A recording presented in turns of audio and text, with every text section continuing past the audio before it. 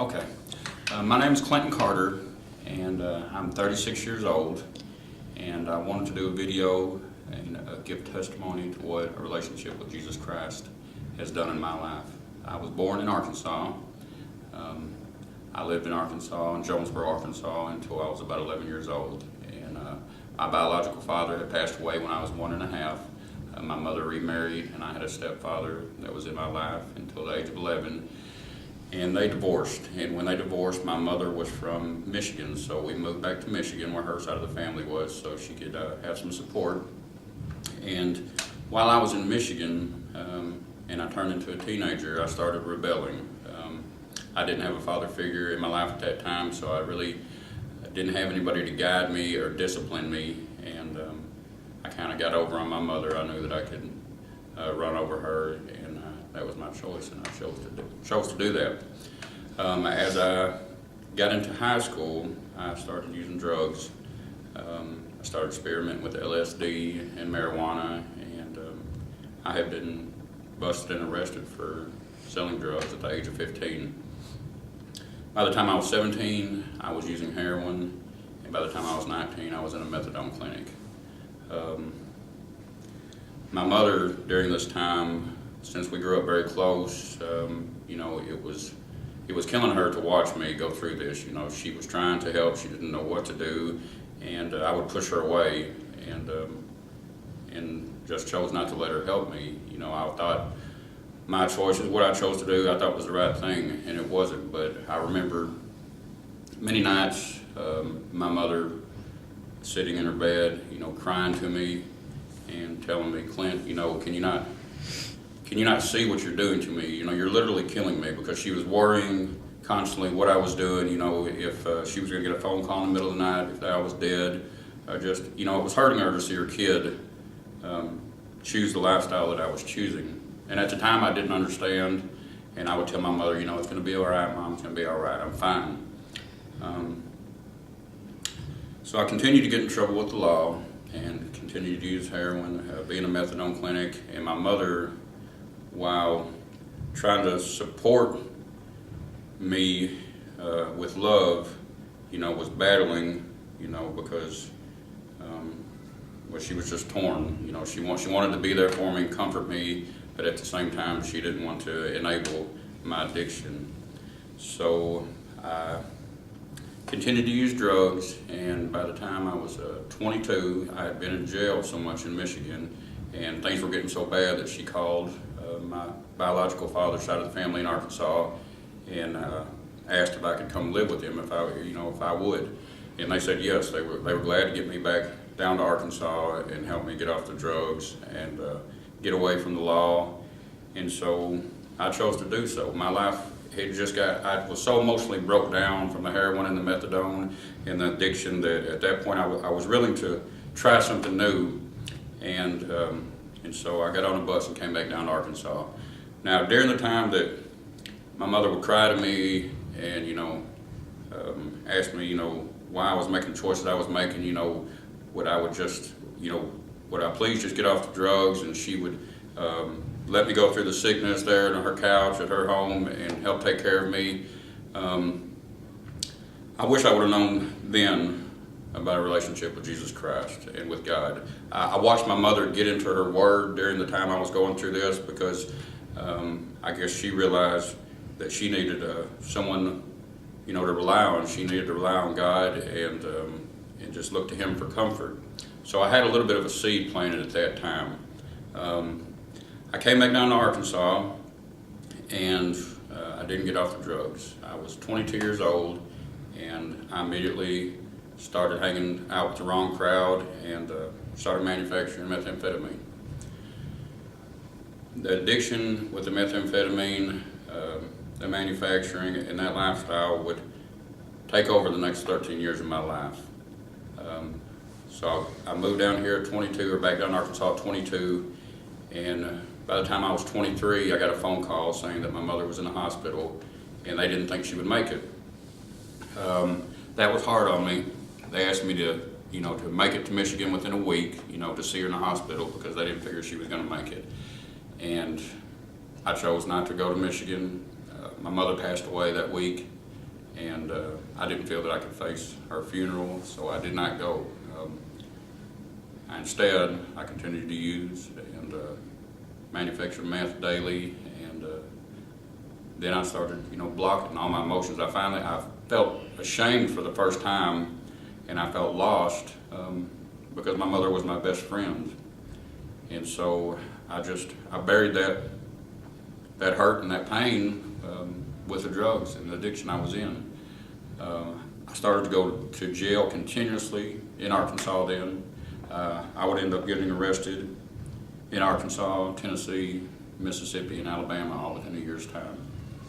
I started to go to prison then. I was locked up in Memphis, Tennessee, in prison in 2003. And during that time, I come across the Bible that I could understand. I guess I had always come across the King James Version. I had a hard time understanding it, but I come across the Bible I could understand. And a guy that was in the prison with me, I could ask him questions, and he told me about the Gospels, because I remember reading a paragraph in the Bible, and then I flipped through and I read another paragraph, and I was thinking, well, it seems like the same thing I just read a minute ago. So I flipped through again. The third time I read what seemed like the same thing, and I said, I know I just read the same three things. And he said, well, Clint, you're in the Gospels, and that's three different accounts of what those guys seen, that were there at that time. And so they had a church in the prison system there 6 nights a week, so I got involved in that and started going to that.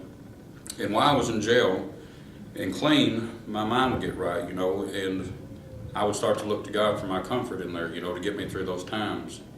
And but when I would get out of jail and prison, I would go back to using drugs and the same lifestyle. I remember going to jail in Arkansas, and I was on my way back to prison in, I think, 2010. And the reason I got locked up is because I wasn't reporting to my parole officer. And I knew that if I didn't report to my parole officer that I was going to go back to prison, and I still didn't do it. And I remember going into jail, and I was asking this guy, I don't understand why I'm making these choices. I know I'm going to prison if I do the same thing. And I remember him opening up the Bible into Romans and showing me where Paul said, I do the things that I don't want to do. I can't do the things that I want to do. And so I could relate to that. But at the time, I guess I used it as an excuse to continue doing wrong. I thought, well, I'm not the only one that's dealt with this. Someone else has dealt with this, obviously since the beginning of time and in the Bible. And I didn't realize at that time that Paul was saying, we need to look to God and to Jesus Christ in order to fight the flesh. We can't do it ourselves, but there is someone that can help us get through that and take care of that. So once again, I continued to use, and in 2012, my girlfriend became pregnant. This will be my first child, and my first son was born December 29th of 2012. And he was born in Jonesboro, Arkansas at St. Bernard's. And nowadays, if they choose to, they'll do a meconium sample when the baby's born. And what it does is it tests for drugs. It goes back 6 months into the pregnancy. And so they didn't let us leave the hospital until that sample came back.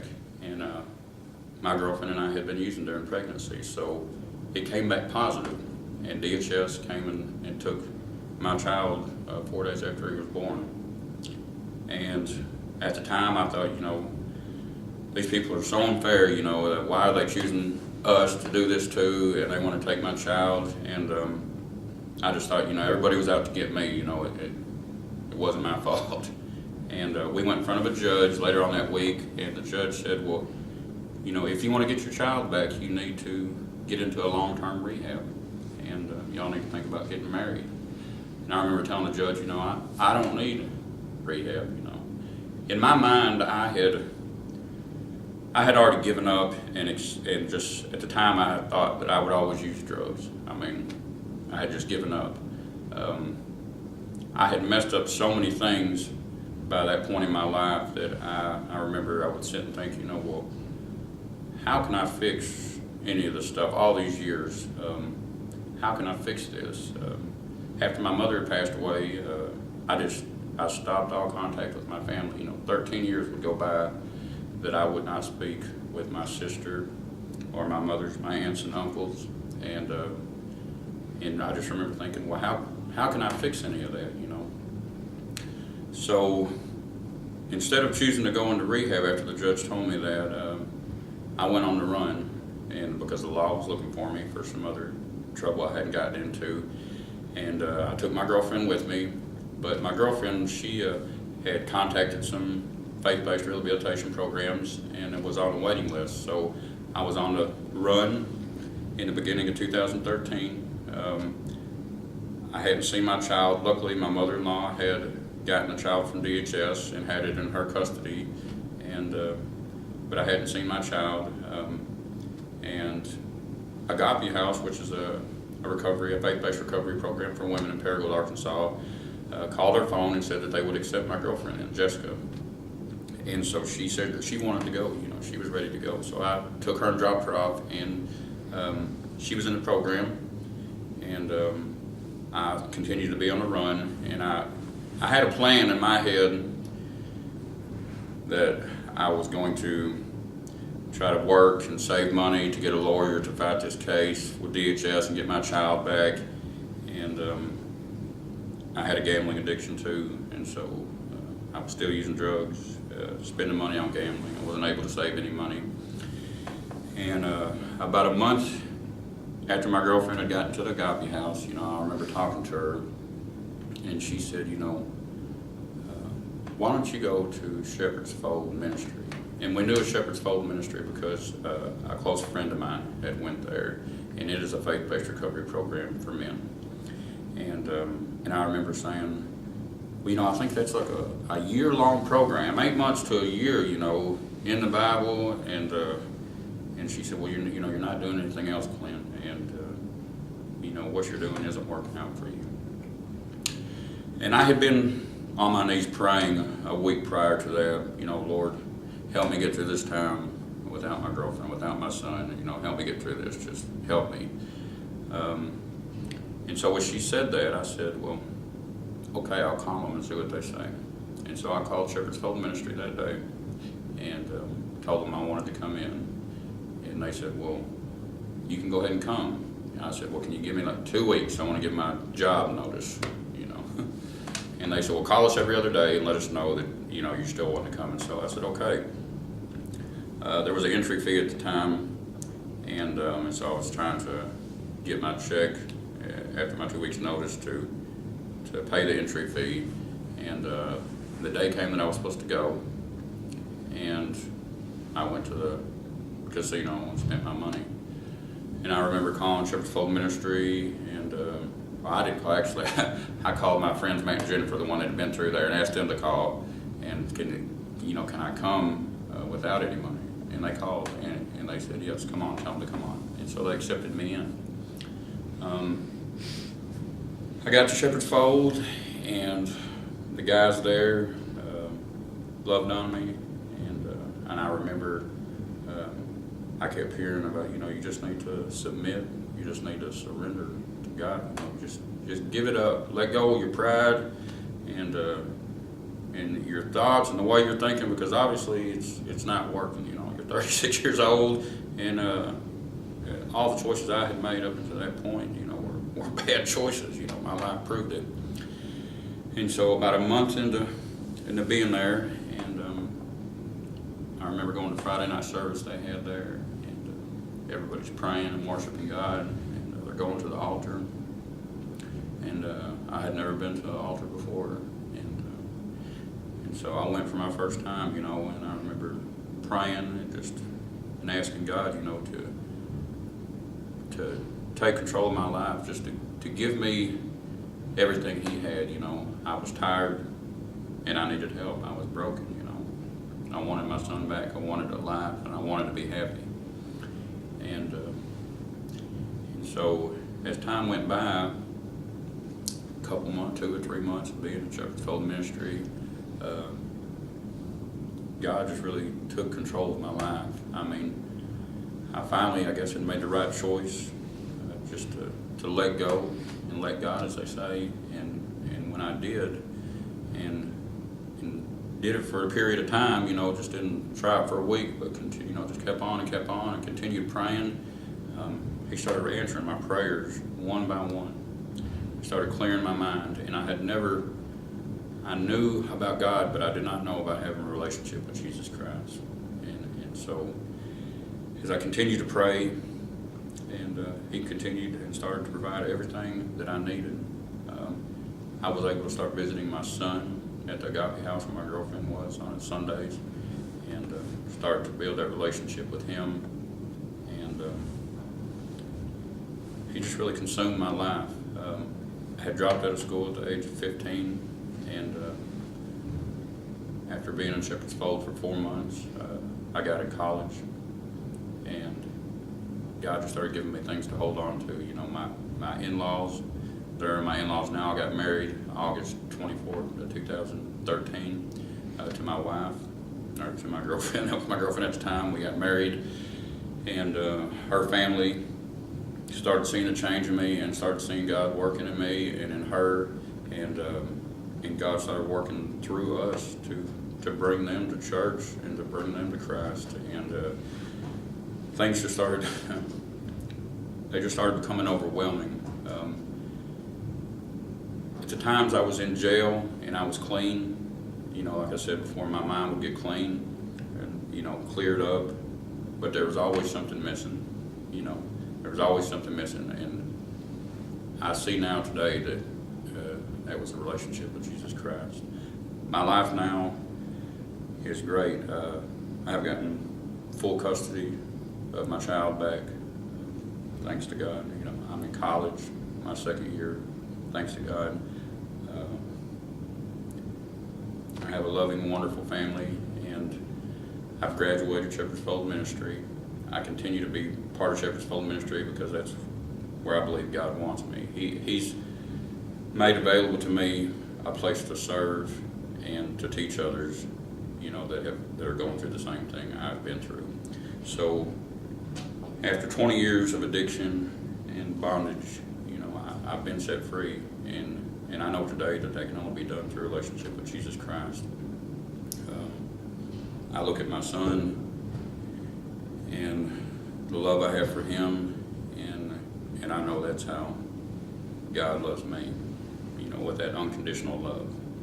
And so I just wanted to give this testimony and do a video and try to let others out there that are in addiction, or that are broke, or that have hurt or pain or any problem of any kind, it can be fixed through a relationship with Jesus Christ. If you just put it on his shoulders, if you will just let go, stop controlling stuff, and just ask him, he will give it to you. If it's his will, it will be done. And just pray about it. Just ask for him to come in, take control of your life, and to do what his will is, and things will get better. He will provide not only everything you need, but I believe he'll provide things that you want. He will reward you for serving him and just giving up your life to serve him. I don't know what else to say except that I'm thankful for this chance to be here, to be able to give this testimony. Life is good, life is great with Jesus Christ, just serving God, and I love my life now, and I wouldn't have it any other way, and I'm just grateful to have my wife and my kids and a relationship with God. Thank you very much.